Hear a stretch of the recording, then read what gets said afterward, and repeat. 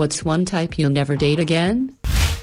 It comes in different forms, but I recently learned about stonewalling and it was crippling. Dismissing concerns, refusing to listen when your partner needs it, and generally getting defensive anytime a disagreement happens. Over time, it makes you feel angry, confused, and distrustful. So yeah, you definitely end up feeling like you're a problem, get irritable, worrisome, and are eventually pushed away for being like that. It's sort of like gaslighting somebody, but just straight up denying their emotional need to feel heard and cared for. I respect that it comes from a place wanting to avoid the fear and anxiety of confrontation, but how do you ever solve anything if you just shut people out and tell them they're too much? Edit. I appreciate the awards and stories people have shared about this. No relationship is without friction, of course, but nobody deserves to feel like their partner can't be bothered to listen and work on things.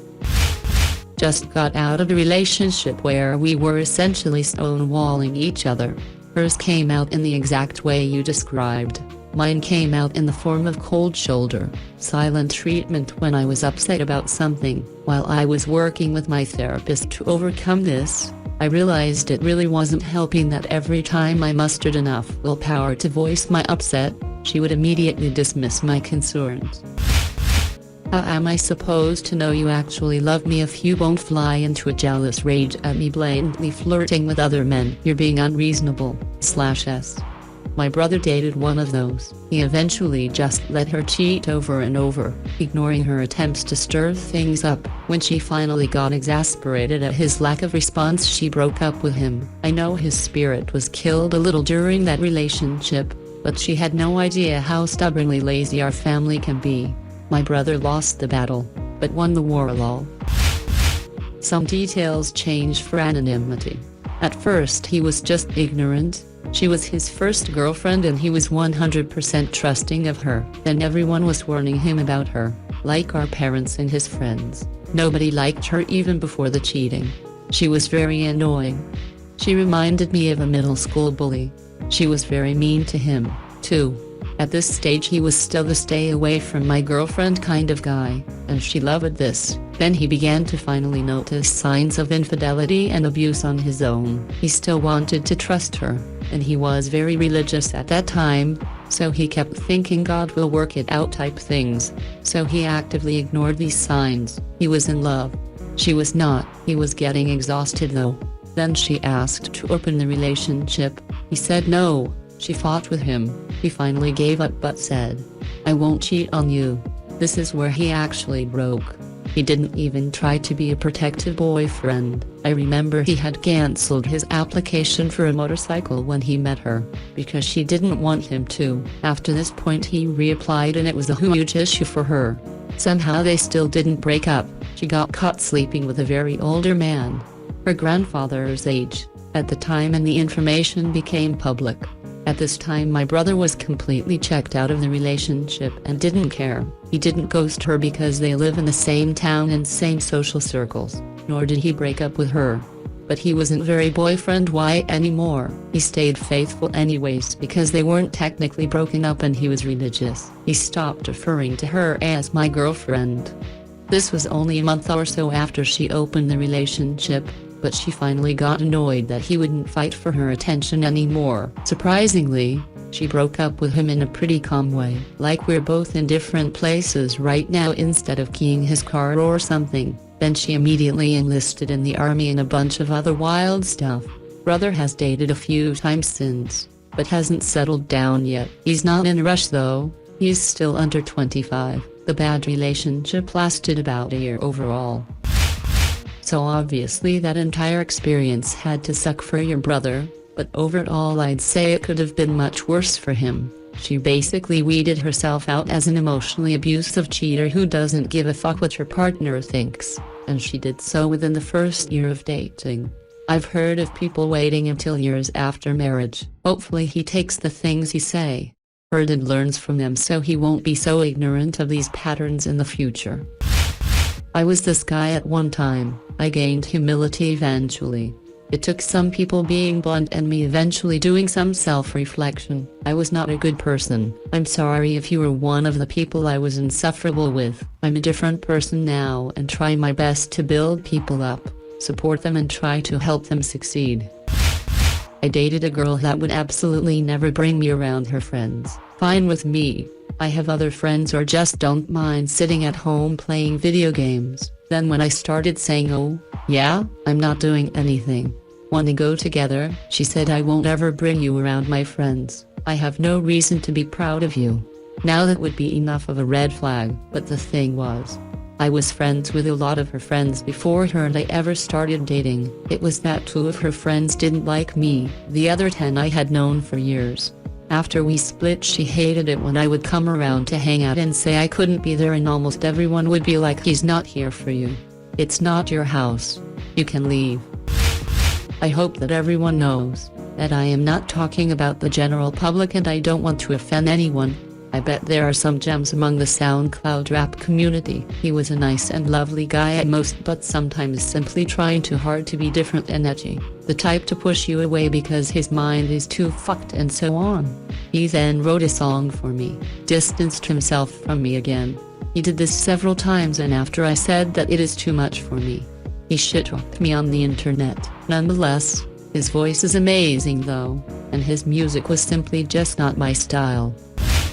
I dated a similar type. He was so obsessed with how he was perceived, and by the end I realized he was a taker, sweet behind closed doors, but so thirsty for attention. He didn't have real talent, so he kept trying to find ways to be different, and it just got old. Never knew who you were going to get, and dating someone so self-absorbed is never fun. He ended up cheating on me when he went on tour, was the opening act for a very small artist, and literally acted like he was at Kanye level. He was the worst. Someone who seems like a victim in life. I wanted so badly to help my ex out, to get her out of her shitty living situation, help her get her finances and medical needs in order. I really stuck my neck out, gave it 150%.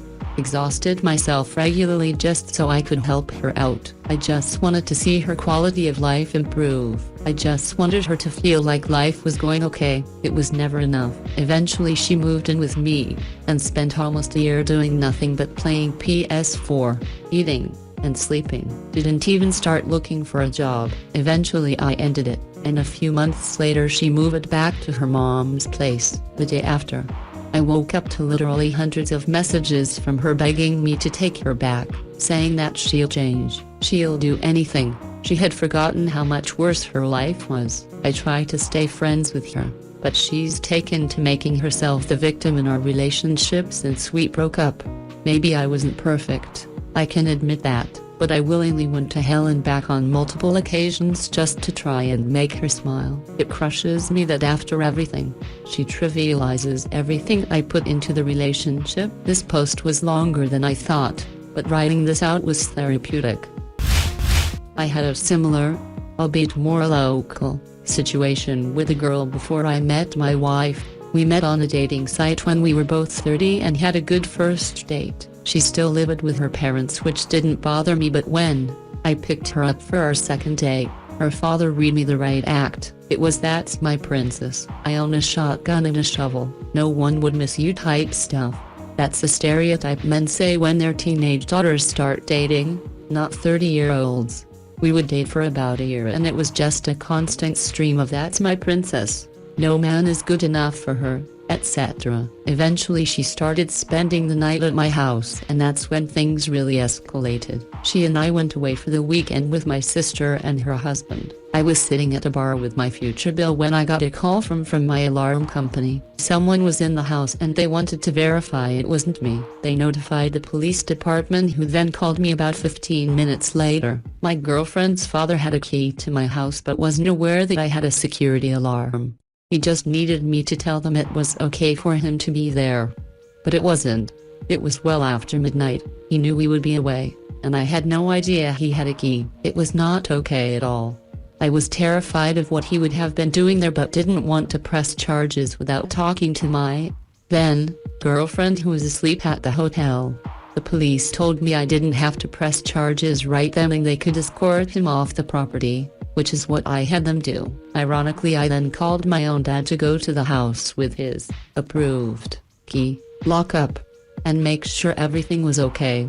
I was a little afraid that my then girlfriend's dad would try to burn down the house or something, and told him so. By the time I got off the phone with my father, my then girlfriend was blowing up my phone, enraged that I would have the police remove her father from our house. Our house? I don't recall her ever making a mortgage payment or giving me money for a bill. The four of us had a very tense car ride home, then we broke up. The next day her father showed up furious at my behavior and I called the police. I wasn't looking to press charges, I just wanted another police report of him showing up to my house angrily to file an order of protection keeping him away from the house. I'm happily married now, but if that ever changes, never again will I date someone with an overprotective father. He never really explained himself. When my bill and I got back to the hotel, my then girlfriend was on the phone with her father and they were both furious I had the police remove him from the house. We didn't really have much that would resemble a conversation.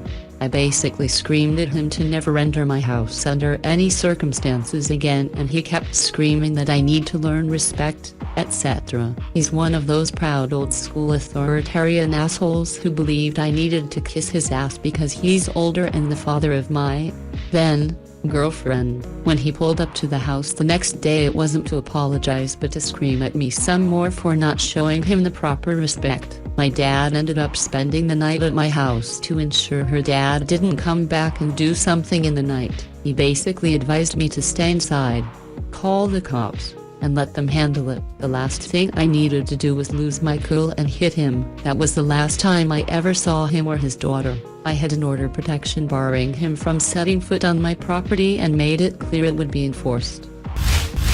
I can never understood as a dude how other dudes let their moms be that controlling in their relationships. Like, me and my mom are very close, but she would never impose herself on my relationships, nor would I tolerate it. One can be tight with their parents and family-oriented, but still know where the boundaries exist. If he doesn't, then that guy is a man-child and his mother will always find a way to make life hell for you. So it's best to run the other way the moment you realize it. The most my mom would do is try to become close with my partner and treat her like her own daughter, so that she would feel a part of the family. She trusts my judgment, which is really all I can ask for from my parents. Anything else is a red flag. I had a similar situation. Instead of his mom, it was his aunt who raised him, so she was like a mom to him. Literally always called him in the morning. He was a heavy sleeper, so majority of the time he wouldn't even hear his alarm or his phone ring, so that he could get up for work. Anytime he was home during the day, she would call to check on him even though she literally lived on the street over. She would blow his phone up and call him every time we were on a date, to the point where he was even annoyed. He did have a bit of a drinking problem, and one day while I was helping him move into his new house, she came into his room while I was organizing it for him as a surprise. He had work that day, so I helped his family all day move, to tell me that I needed to make sure he stops drinking. I understood where she was coming from, but at the time I was just like don't tell me what I need to do. My sis-in-law dated a guy like this. Mom critiqued everything from how she should begin cleaning his house. Mom was currently doing it and wanted sis-in-law up to her standards, and other shit like this. Come to find out, sis caught the fucker obsessing over YouTube vids of other children breastfeeding. She hailed ass, edit, older children, older, lol, edit too. Bald ass, I swear it's auto-correct. It's not me.